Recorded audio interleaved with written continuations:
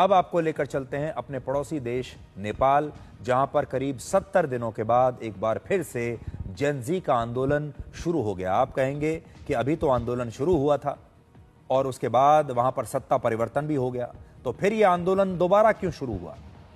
इस बार भी जेन ज़ी की वही नाराजगी सड़कों पर दिख रही है जो पहले थी, यानी अब तक नेपाल में शांति बहाल नहीं हुई है।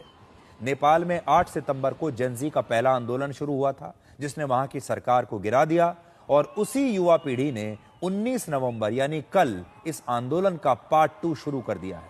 सबसे पहले आप नेपाल से आई इन तस्वीरों को देखिए और फिर हम आपके लिए इस खबर को डिकोड करेंगे।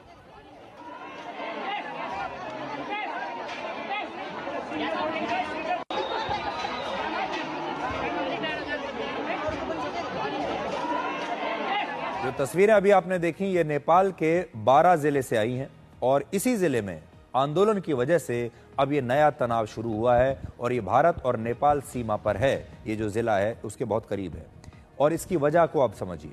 नेपाल के पूर्व प्रधानमंत्री केपी शर्मा ओली की पार्टी एक सरकार विरोधी रैली यहां पर करने वाली थी और ये खबर मिलने के बाद वहां के युवा सड़कों पर उतर आए। करीब 150 युवा और केपी शर्मा ओली की पार्टी के समर्थकों के बीच वहां पर हिंसा शुरू हो गई, जिसे रोकने के लिए नेपाल की पुलिस ने पहले लाठीचार्ज किया, फिर आंसू गैस छोड़ी। लेकिन जब हालात नियंत्रण से बाहर होने लगे तो नेपाल के 12 जिले में और आसपास के इलाकों में कर्फ्यू लगा दिया गया और कर्फ्यू के बाद भी कुछ युवा दोबारा आंदोलन करने के लिए सड़कों पर उतरे और उन्होंने फिर टायर जलाने शुरू कर दिए और इस प्रकार का विरोध प्रदर्शन शुरू किया। जो आप देख रहे हैं, आगजनी हो रही है, हिंसा हो रही है।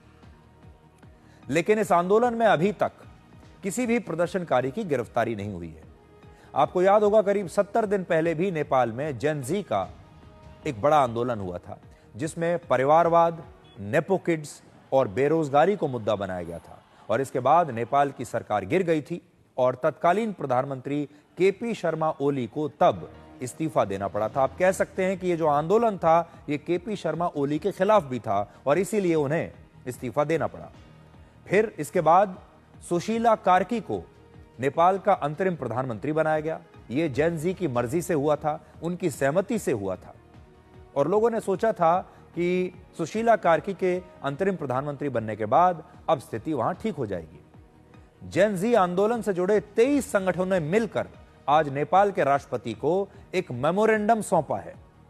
जेन ज़ी के संगठनों के मुताबिक अब सुशीला कार्की की अंतरिम सरकार भी उनकी सबसे बड़ी मांग को पूरा करने में नाकाम रही है।